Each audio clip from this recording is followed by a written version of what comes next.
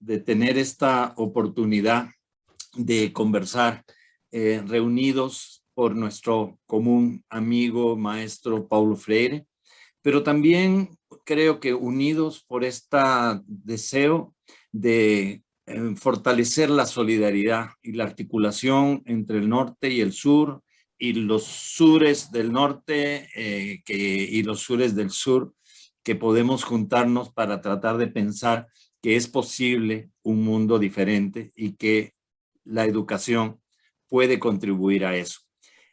Gracias, Enrique, Trudy, Fritz, que nos conocemos hace tantos años y siempre he sido testigo de la solidaridad, del compromiso, no solo con Perú, sino con todos los países de América Latina. Decía yo a Margot que con Miserior tenemos una relación de hace casi 45 años de apoyo a procesos de organización, de educación y de discusión en conjunto sobre propuestas de trabajo. Entonces, me siento como que volvemos a reunirnos después de mucho tiempo, pero me siento también muy cerca de ustedes. Hace ya varios años que no voy para Alemania o para Múnich, pero ahora que les veo, me siento muy cerca también de ustedes. Así que gracias por esta oportunidad. Voy a colocar una presentación para colocar algunas ideas y que tal vez nos ayude a la discusión y a la reflexión. Básicamente está centrado en una mirada breve sobre la trayectoria, la actualidad, los desafíos que nos plantea estos 100 años de Paulo Freire, que no son solo 100 años de Paulo Freire, son 100 años de historia de la educación popular en América Latina, son 100 años de la historia de los movimientos populares en América Latina.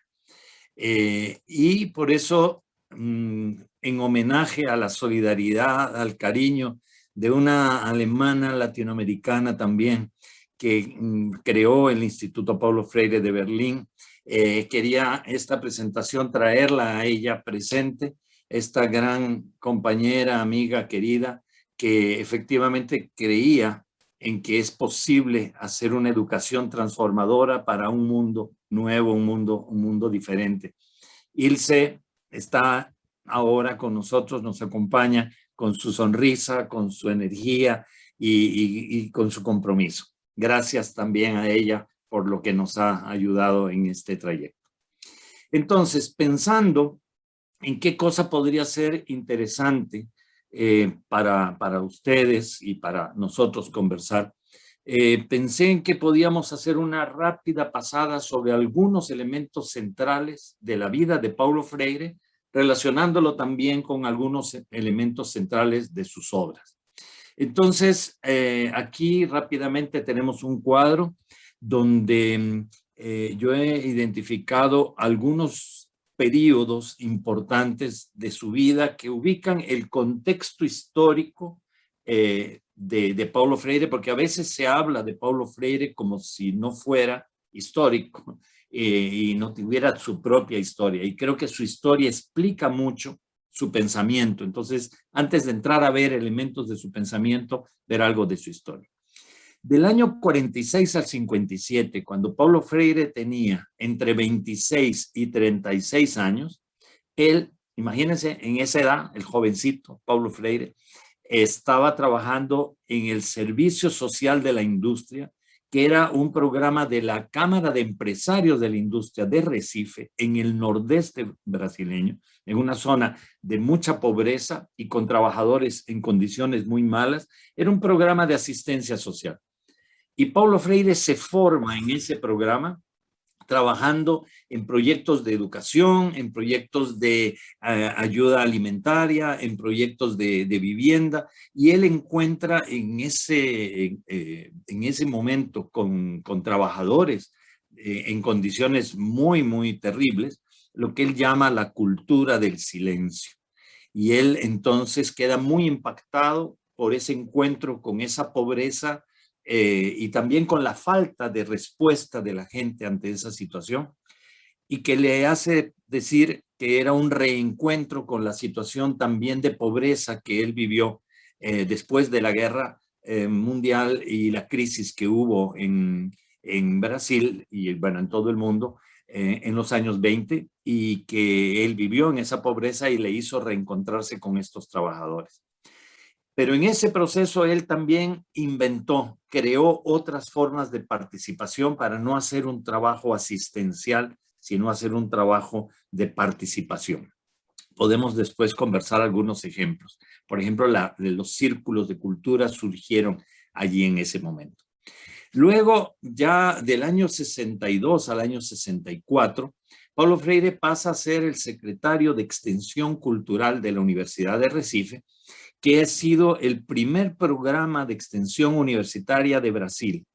Existía el nombre, pero es el primer programa en el cual se vincula la universidad, el movimiento estudiantil, el movimiento de cultura popular con los movimientos sociales del nordeste brasileño.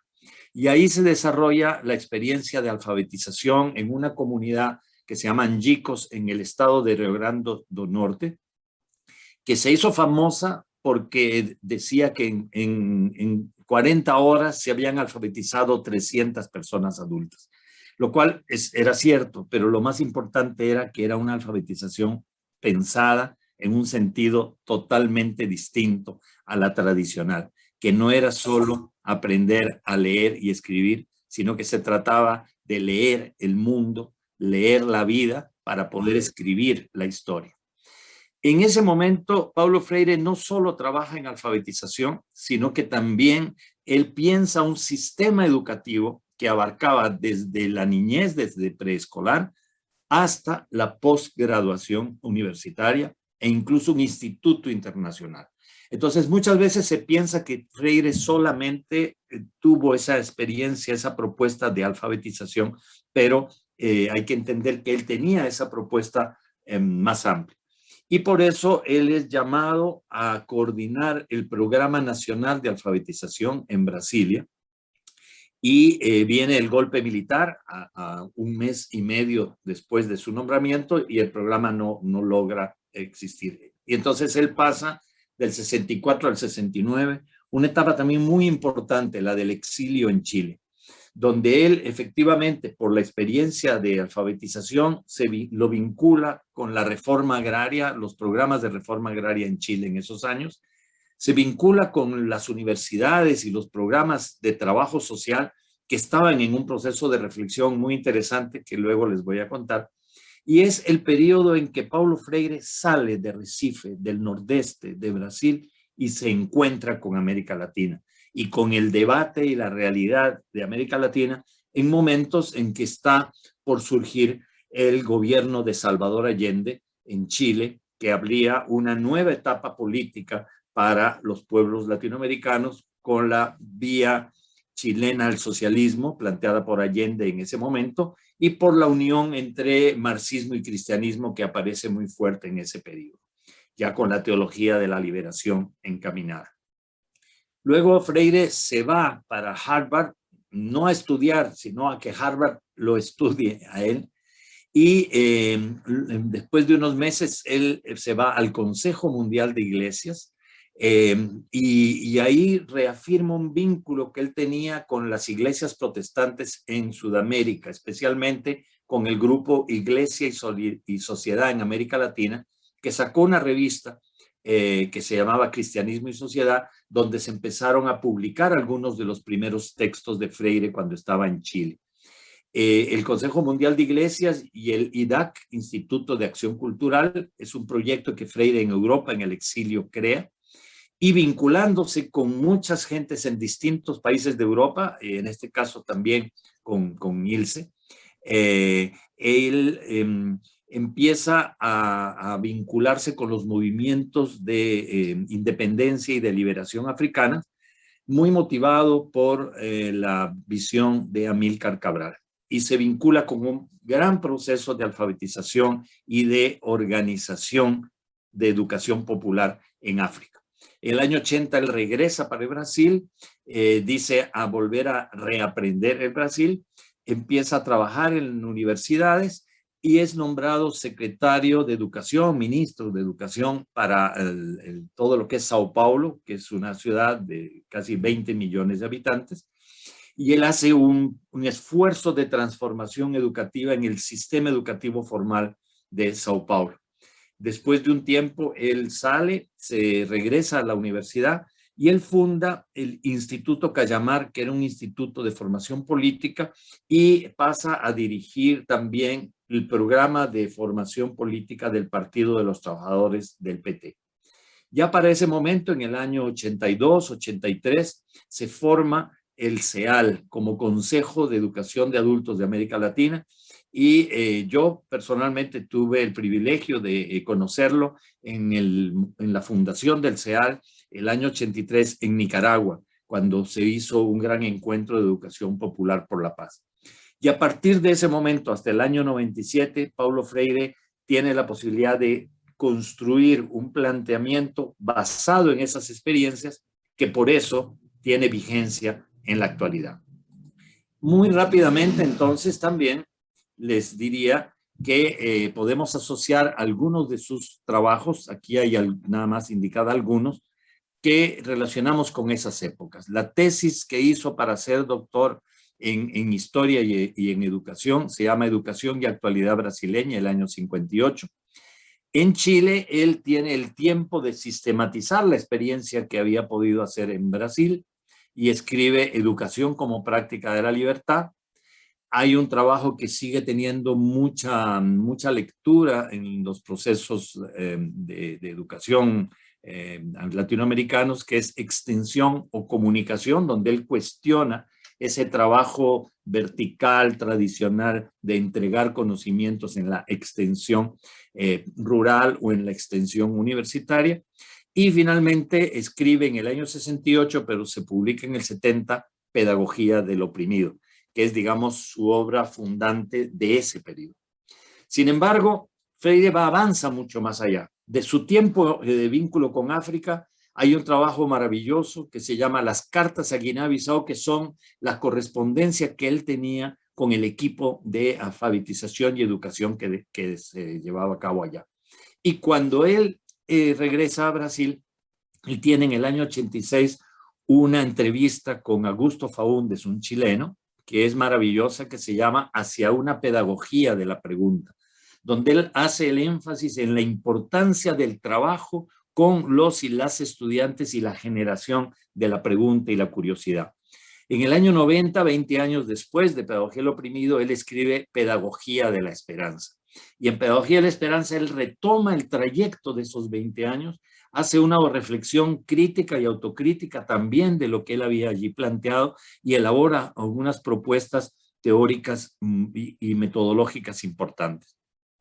Luego hay otros dos textos que quiero señalar que están dirigidos especialmente a educadores y educadoras, que es Cartas a quien pretende enseñar, que son 10 cartas que dan orientación epistemológica, política, pedagógica y metodológica para educadores y educadoras que pretenden o que pretendemos enseñar. Y le da vuelta a la noción tradicional de enseñar, como luego voy a decirles. También escribe en el año 95 Pedagogía de la Autonomía, a partir de conversaciones que había tenido con educadores y educadoras de Brasil y de otras partes del mundo. Él recoge en 27 pequeños capítulos en Pedagogía de la Autonomía líneas estratégicas para lo que sería un proceso de construcción de una educación liberadora. Y finalmente él estaba escribiendo, cuando él muere el 2 de mayo de 1997, unas cartas y unos escritos que su viuda, Nita Freire, recogió en el nombre Pedagogía de la Indignación, cartas pedagógicas. Entonces, tenemos que ubicar estas obras siempre con relación al contexto histórico, pero también quisiera que pudiéramos colocarlas de frente al contexto teórico de lo que pasaba en esos años, porque Paulo Freire no estaba ajeno a lo que ocurría. Entonces, muy esquemáticamente, voy a decir que existe en los años 65 al 70 un movimiento de reconceptualización del trabajo social Hay una revista que salía en Argentina que se llamaba Hoy el Servicio Social y se reconceptualiza para decir no, no es asistencia social, no es servicio social, sino es trabajo social. Porque desde América Latina podemos crear una propuesta de pensamiento a partir de una práctica de trabajo social. Es la época en que en las ciencias sociales latinoamericanas se crea la teoría de la dependencia para mostrar que precisamente teníamos en América Latina la posibilidad de mirar al mundo desde nuestra propia realidad y entenderla con los marcos de referencia teóricos propios y no copiando los marcos que nos venían desde el hegemónico norte. El año 70, que se publica el libro Pedagogía del Oprimido, hay una coincidencia muy interesante. Orlando Fals Borda escribe Ciencia Propia y Colonialismo Intelectual, iniciando lo que luego sería la investigación, acción participativa. Gustavo Gutiérrez escribe Teología de la Liberación, recogiendo lo que implicaba para el movimiento de educación de base y las comunidades de base y de iglesia comprometida con los cambios, una visión teológica. Y Eduardo Galeano escribe Las venas abiertas de América Latina para mostrarnos todas las aventuras y las desventuras de los pueblos latinoamericanos. Todo en el mismo año. Y un poco después, el 71, 72 en adelante, Enrique Dussel escribe su primer trabajo sobre ética de la liberación.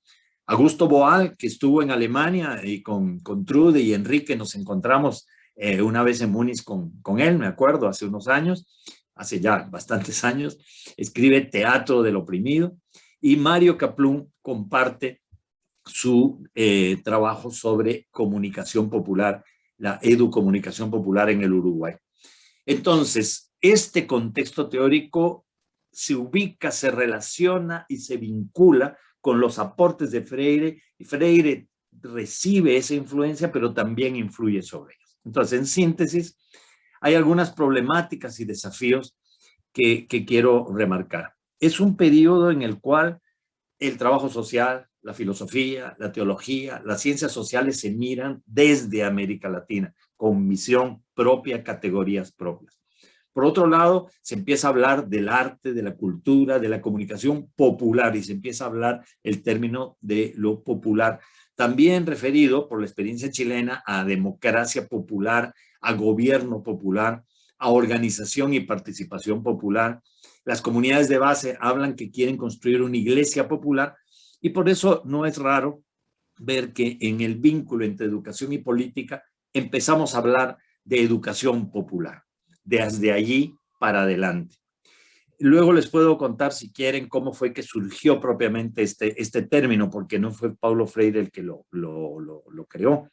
Pero se habla de lo popular por lo menos en tres sentidos, de ahí para ahora. Primero, lo popular en el sentido más amplio, la gente, todas las personas, el pueblo latinoamericano, el pueblo alemán, digamos, toda la gente. Y entonces una educación popular en ese sentido sería una educación para toda la gente, el derecho a la educación de todas las personas. Hay un segundo sentido que es lo popular vinculado a aquellos sectores que sufren algún nivel de diferencia, de opresión, de explotación, de discriminación, lo que llamamos normalmente sectores populares. Y esos sectores populares deberían ser los prioritarios para una educación popular. Entonces, es un segundo sentido. Y en tercer lugar, estamos hablando más bien de todos los esfuerzos que buscan cambiar esa situación, esas asimetrías, esas distancias, esas relaciones de opresión, de discriminación, de explotación, para tener un proyecto popular de mundo y de país. Por eso entonces es un sentido más político de lo popular. Son tres sentidos del uso del término popular. Ahora bien, relacionando eso con la situación actual, tengo 6 o 7 aspectos que quisiera colocar para el diálogo y luego conversamos. Primero, Paulo Freire no solo aporta un método de alfabetización o un método de investigación temática o un método de educación. Paulo Freire tiene vigencia ahora porque nos aporta una filosofía educativa.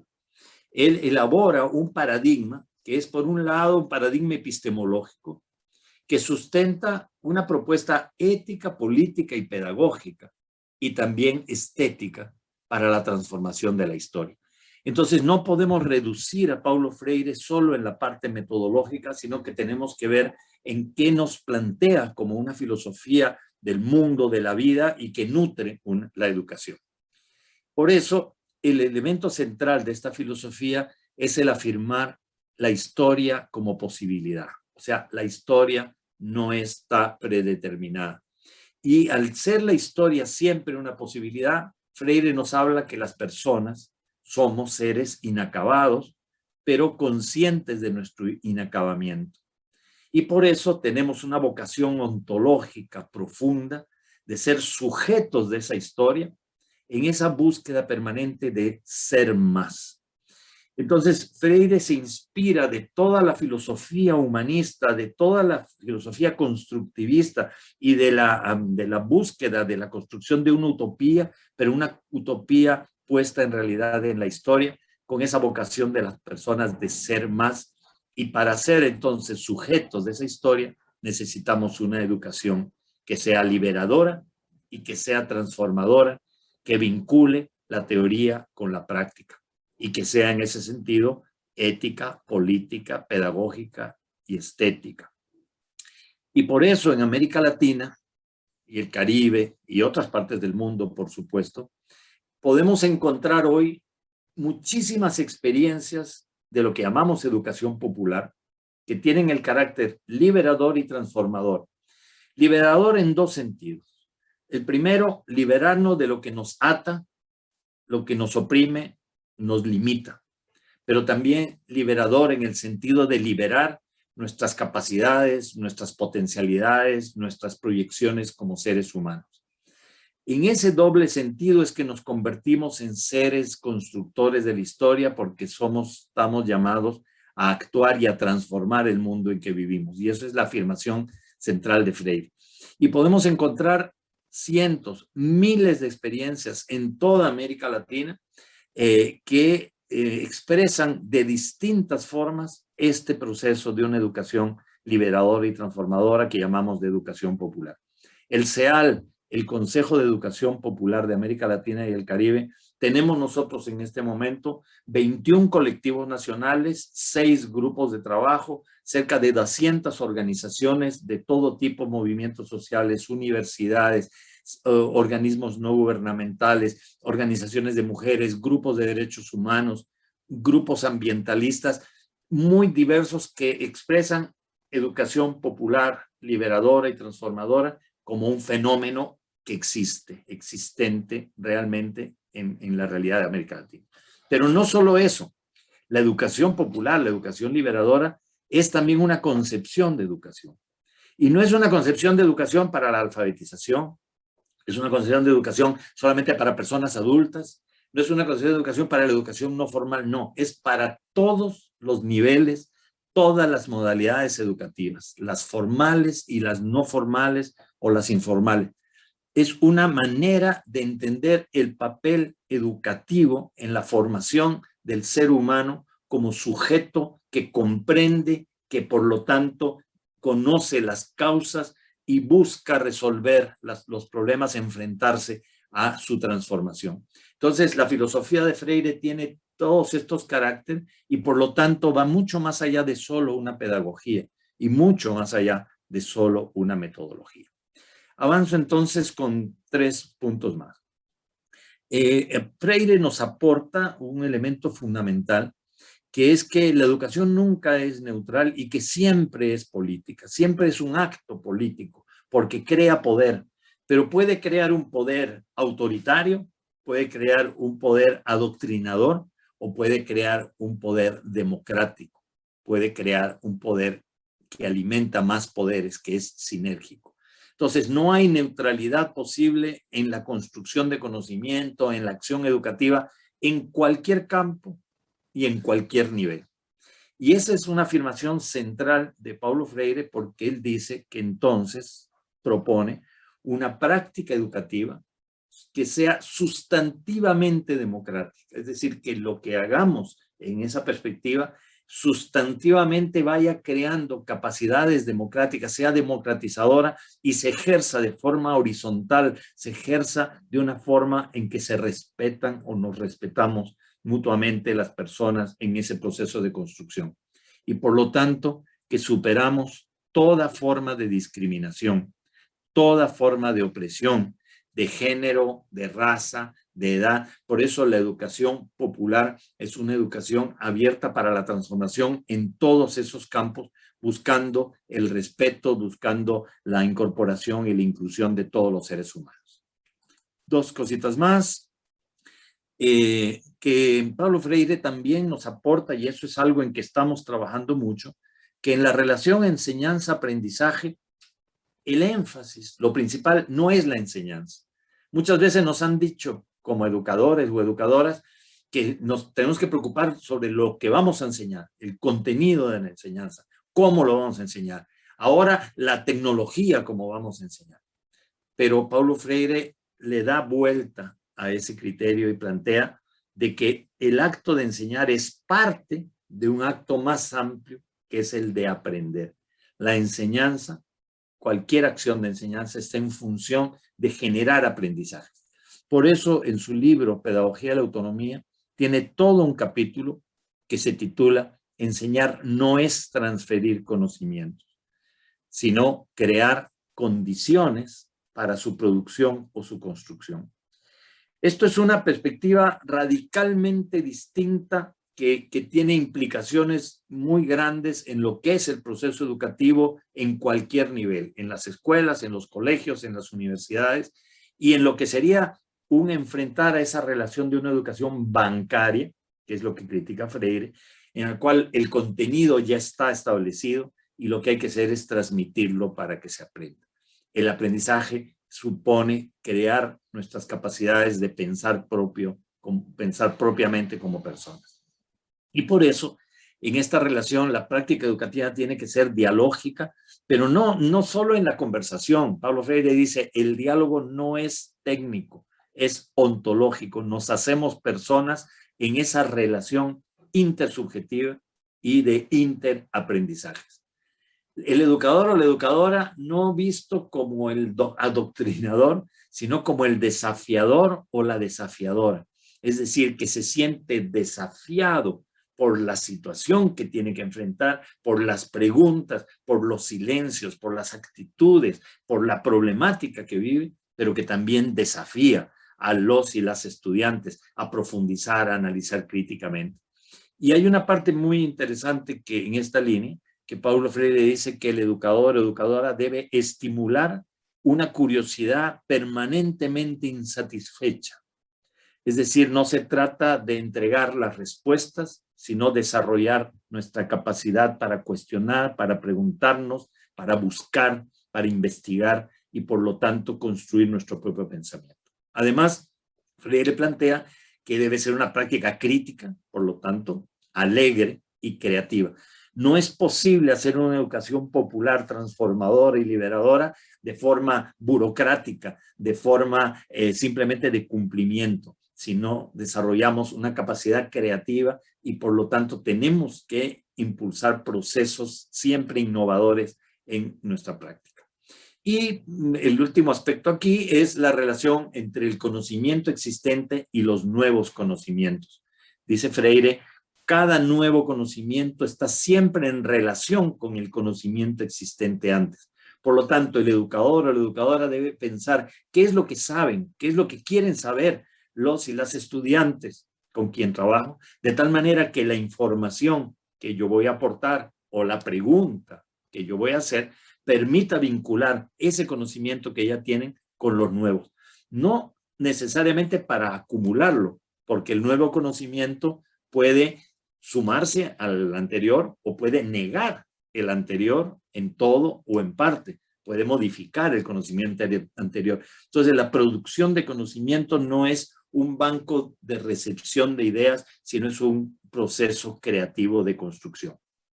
Y estas dos frases que hablan mucho, dice, saber que sabemos, saber que no sabemos todo, saber que podemos saber más es mucho más que solo saber. Por lo tanto, generar esa capacidad de saber y de aprendizaje es fundamental. Y lo otro, cuando dices que no hay saberes mayores y saberes menores, hay saberes diferentes. Por lo tanto, el diálogo de saberes es fundamental para construir estos procesos. Y ya terminando, está el tema de la formación docente. O sea, nuestra formación como educadores y educadoras no se acaba el día que nos graduamos de una universidad. La formación docente es un proceso de todos los días, un proceso permanente de reflexión crítica desde nuestras prácticas, sobre nuestras prácticas, buscando ser coherente con esta aventura que es la educación popular transformadora. Termino. Hoy en América Latina y en el mundo, en este contexto de pandemia, en este contexto donde hay una matriz neoliberal, capitalista, patriarcal, hegemónica, vivimos un momento histórico de confrontación de paradigmas, de maneras de ver el mundo y la vida. Y esa lógica hegemónica, que es capitalista, que es neoliberal, que es patriarcal, que es muchas veces racista, que es discriminadora, que es excluyente, se nos plantea como que es la única posible porque está centrada en el mercado, en la mercancía, en el lucro y en el individualismo. Y esa matriz hegemónica que parece que es el único mundo posible, nos lleva a que desde la educación popular, transformadora y liberadora, retomamos esta idea de Freire que dice en Pedagogía del Oprimido, que cuando uno se encuentra en una situación límite, donde aparentemente nada se puede hacer porque hay que aceptarla, es la única posible, debemos siempre problematizar esa situación límite para poder encontrar entonces en esa problematización caminos de superación y construir, y termino con esto, en cada una de nuestras acciones lo que él llama los inéditos viables, es decir, que nuestra acción educativa, organizativa, participativa, cree algo que no existía y que es inédito, ¿no? Por lo tanto, es algo radicalmente nuevo, es un cambio nuevo, pero que es viable hoy, ahora, en este momento, porque él dice, al hacerlo, vamos a crear condiciones y posibilidades para luego hacer cambios que ahora no son posibles. Entonces, la perspectiva de lo inédito viable nos vuelve a colocar el sentido del desafío de ser sujetos transformadores de la historia. Dice Freire, yo soy un profesor en favor de la decencia contra la falta de pudor, en favor de la libertad contra el autoritarismo y en favor de la autoridad contra el libertinaje, en favor de la democracia contra la dictadura de derecha o de izquierda. Soy profesor en favor de la lucha constante contra cualquier forma de discriminación, contra la dominación de los individuos o de las clases sociales. Soy profesor contra el orden capitalista vigente que inventó esta aberración, la miseria en medio de la abundancia. Soy profesor en favor de la belleza de mi propia práctica. Tan importante como la enseñanza de los contenidos es mi testimonio ético al enseñarlos. Es la preparación científica revelada sin arrogancia, por el contrario, con humildad. Esto está en el libro Pedagogía de la Autonomía. Amigas, amigos, termino esta primera conversación diciéndoles que Paulo Freire nos hablaba de la importancia de no quedarnos a esperar a ver qué pasa, esperar a ver quién resuelve algo, sino que él decía construir la esperanza. En portugués y en castellano, esperanzar, que es un verbo que no existe. Él decía, la esperanza debe convertirse en un verbo porque no debemos esperar pasivamente. La esperanza es siempre un proceso activo de construcción. Por eso es que con esa esperanza, pese a todas las dificultades que vivimos en este momento, seguimos caminando para adelante y decimos que Paulo Freire vive y que viva Paulo Freire.